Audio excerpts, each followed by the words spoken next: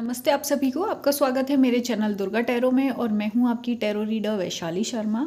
और अगर आप मेरे चैनल से पर्सनल टैरो रीडिंग, हवन सर्विसेज और माला जप सर्विसेज लेना चाहते हैं तो व्हाट्सएप नंबर जो है वो डिस्क्रिप्शन बॉक्स में दिया गया है। आप कांटेक्ट करके अपने लिए पर्सनली बुकिंग कर सकते हैं।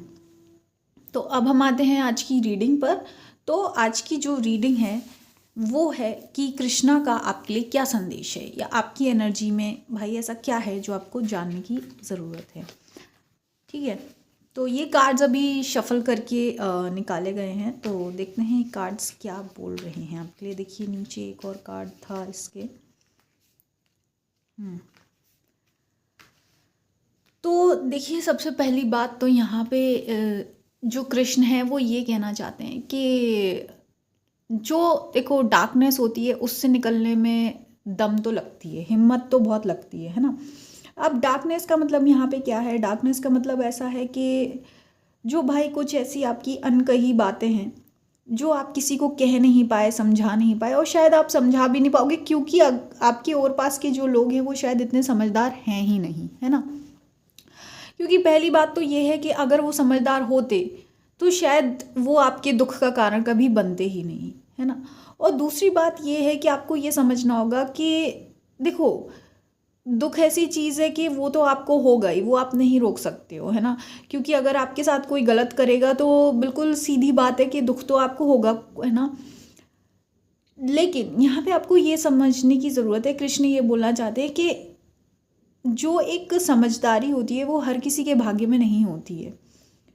आपको यहाँ पे ये समझना है, कृष्ण ये कह रहे हैं कि जो चीज़ आप देख सकते हो, जिस लेवल पर आप समझते हो चीज़ों को, या जैसा आपका एटीट्यूड है, वो शायद सामने वाले इंसान का नहीं है। वो लोग उस कॉन्शियस लेवल पर नहीं हैं, उस समझदारी पर नहीं हैं, या जो लाइफ की जो कॉम्प्लेक्सिटीज़ हैं उसको इतना नहीं समझते हैं, है ना। इन लोगों को पता ही नहीं है कि भाई इनकी एक बात से या एक इनके गलत इंटेंशन से सामने वाले पर क्या असर होता है ना। अब देखो यहाँ पे आपको ये भी समझना है, कृष्ण ये कह रहे हैं कि ठीक है, अब सामने वाला नहीं समझने को तैयार है, वो समझ नहीं सकते क्योंकि वो नहीं है उस कॉन्शियस लेवल पर, या मेंटली वो नहीं है उस लेवल पर अब आपको यहाँ पे क्या करना है? अब देखो यहाँ पे ये कोई ऑप्शन नहीं होता है कि आप अकेले हो जाओ या दुख में अपने आप को पूरा डुबो दो या हार जाओ, है ना। आपको यहाँ पे देखो हिम्मत तो दिखानी ही पड़ेगी। हिम्मत, अब देखो हिम्मत का मतलब ये नहीं होता है कि आप जाके इन लोगों से लड़िए, क्योंकि देखो यहाँ पे सीधी बात क्लियरली ये आ रहा है कि मेंटली जो भी जिन लोगों से भी आप डील कर रहे हैं वो लोग कॉन्शियस लेवल पर और मेंटली नहीं सोच सकते उस लेवल पर जिस लेवल पर आप हो। ठीक है, तो यहाँ क्लियर मैसेज ये है कि इनसे डिबेट करना, बहस करना, इनको समझाने की कोशिश करना या इनसे लड़ाई झगड़े करने से आपको कुछ हासिल नहीं होगा, कुछ नहीं बदलने वाला। ठीक है, और मुझे ऐसा लगता है कि यहाँ पर जो लोग हैं वो इस सिचुएशन में ऑलमोस्ट 10 15 20 साल से आप लोग हो। और यहाँ पे एक बात और कृष्ण कह रहे हैं कि आप देखिए, समझिए, आप थोड़ी शांत मन से, ठहराव से, कि इन पिछले कुछ बीते सालों में जो भी आपका रिश्ता रहा है, चाहे ये आपकी वर्क प्लेस का ही रिश्ता है जहाँ आपने काम किया है, अपनी सर्विस दी है, तो आप देखो कि आपने जिस तरीके से इन लोगों के लिए काम किया, अपना 100% दिया, अपनी जो क्रिएटिव एनर्जी लगाई आपने, जो भी आप पर बन पड़ा, आपकी अपनी कैपेसिटी, अपनी क्षमता के हिसाब से आपने बिल्कुल दिल खोल कर अपना काम किया इन लोगों के लिए, ना, अपना प्यार दिया, अपने मेहनत दी, अपनी समझदारी दी। पर क्या आप कुछ भी बदल पाए हो इन पिछले कुछ सालों में? क्या आपको इन लोगों का एटीट्यूड बदला हुआ दिख रहा है? और अगर अगर ये पहली बात यहाँ पे इतने सालों में कुछ समझे होते, या अगर चीज़ें बेहतर हुई होती, तो क्या आपको इतना दुख होता जितने दुखी अब हो आप? नहीं ना। तो यहाँ पर कृष्ण जी क्लियर कह रहे हैं कि आप कुछ चीज़ें बदल नहीं सकते। तो इस परिस्थिति में आपको सबसे ज़्यादा अपने आप को हिम्मत देनी होगी, अपने आप को ढांढस जताना होगा, बंधाना होगा, और उसके बाद आपको फिर से खड़े होकर कॉन्फिडेंटली जैसा कि आप आज से 7-8 साल पहले आपने डिसीजन लिया था, ऑलमोस्ट 10 इयर्स का जो सफ़र रहा है, आपने बहुत कुछ बदला है अपने लिए, बहुत कुछ सीखा है। खासकर यहाँ पे आपने बहुत कुछ सीखा है, अंदर ही अंदर आपने बहुत कुछ समझा है, बहुत मैच्योरिटी को पाया है आप पिछले कुछ इन सालों में, है ना? तो उसी लेवल पर आपको फिर से खड़े होना है, वही हिम्मत के साथ। और वो आप तभी कर पाएंगे जब आप दूसरों से बिल्कुल उम्मीद छोड़ दीजिए। अच्छाई की उम्मीद भी मत करो, है ना? पहली बात तो ये है कि अच्छाई क्या, आप ये भी मत उम्मीद करो कि ये अपनी बुराई रोक देंगे। तो यहाँ पर आप जो इन लोगों के साथ हो, वो लिटरली मुझे ऐसा लगता है कि स्टूपिड टाइप के हैं। स्टूपिड इन द सेंस, मतलब जिनको कहते हैं ना, बेवजह ही दूसरों को दुख पहुंचाना होता है, बेवजह ही दूसरों की बेइज्जती करनी होती है ना? उनका कोई रीज़न नहीं है। अगर जैसे कोई कारण हो, सही कारण हो, उस मारे अगर किसी को कटाक्ष किए जाए तो समझ में भी आता है। ये लोग बिना कारण अकारण ही कटाक्ष करते रहते हैं, इंसल्ट करते रहते हैं, टॉन्ट ताने मारते रहते हैं, है ना?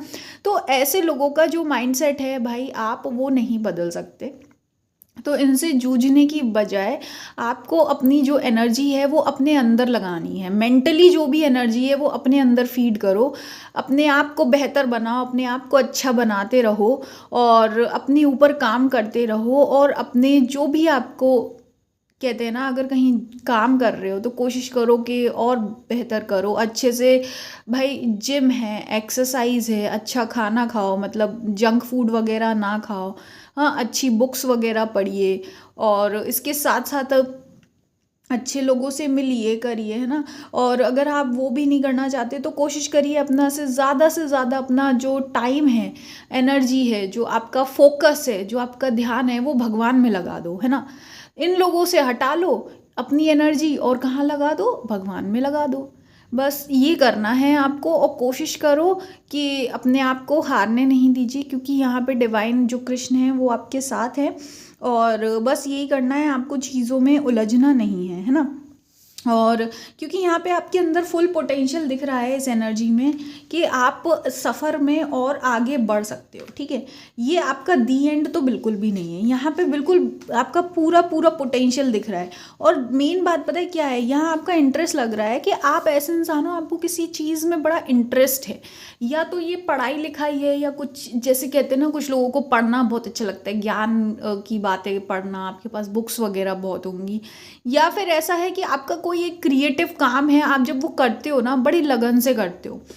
वो कुछ भी हो सकता है, आपका पार्लर हो सकता है, आपकी भाई बुटीक हो सकती है, आपका खुद का कोचिंग सेंटर हो सकता है, कुछ भी, है ना? या आप बड़े अच्छे से घर को अच्छे संभालते हो, है ना? तो जो भी आप करते हो ना, उसके कुछ ऐसी चीज़ है जो आपको बहुत पुल करती है। मतलब ऐसा काम है जो आपको करने से बहुत मन की शांति मिलती है, अंदर से ऐसा लगता है कि हाँ, ये तो बहुत अच्छा है, आप सब भूल जाते हो, है ना?